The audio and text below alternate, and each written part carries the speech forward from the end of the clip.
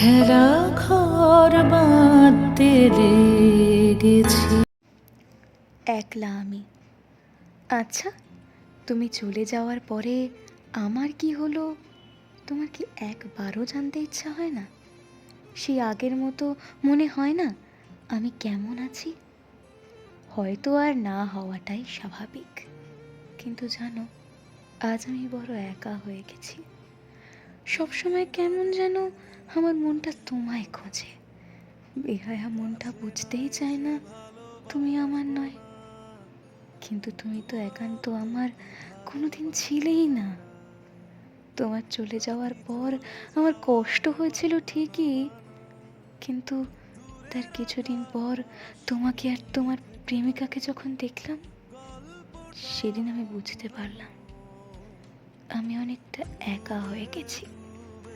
আর তুমি সেদিন যখন জিজ্ঞাসা করলে আমি কেমন আছি, বিশ্বাস করো আমার খুব ইচ্ছা করছিল বলতে আমি ভালো নেই তোমায় ছাড়া। কিন্তু ওই তোমাদেরকে দেখার পর কষ্টটা এতটাই বেড়ে গিয়েছিল, তাই আর বলা হয়ে উঠল না ভালোবাসি আমি তোমাকে। তারপর এখন আমি শুধুই একা থাকতে পছন্দ করি। আর তেমন কোনো প্রতিযোগিতায় যাইনি, আর যাইনি না, যেতে পারিনি। তোমার পছন্দের জিনিসগুলোকে নিয়ে একা একা কাজ করতে পারিনি আমি। আমার পুরোটা জীবন জুড়ে তুমি ছিলে, তাই প্রতিটা কাজে আমি তোমায় খুঁজে পেতাম। তোমাকে ভোলা সম্ভবই হলো না, তাই তোমার পছন্দের সব কিছু ছেড়ে একা থাকাটাই ভালো মনে হলো। কিন্তু আমার মন সেটা মানতেই চায় না। তাই এই একলা আমার চোখের বিন্দু বিন্দু জলে কত যে বালিশ ভিজেছে তার কোনো হিসেবই নেই।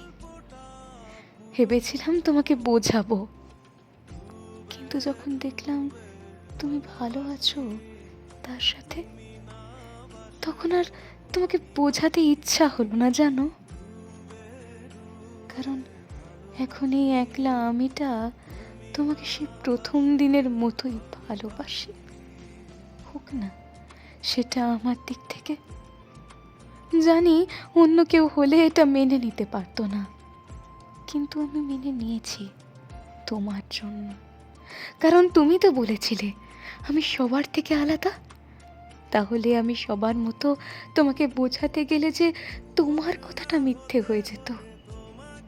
আর যাকে আমি ভালোবাসি তাকে কি করে ছোট করে দিতাম বলো? তাই আর তোমাকে বোঝাতে বা তোমাকে ছিনিয়ে নিতে চাইনি আমি। এরপর থেকে তুমি একলা আমার মনের মধ্যে একান্ত আমার হয়েই থেকে গেলে। আর আমার এই একলা শহরে তোমার স্মৃতি শুধু আমার স্মৃতিতে বয়ে বেড়ায়। এখন তোমার শুধুই তোমার প্রেমিকার কথা মনে পড়ে, তাই না? তাই না?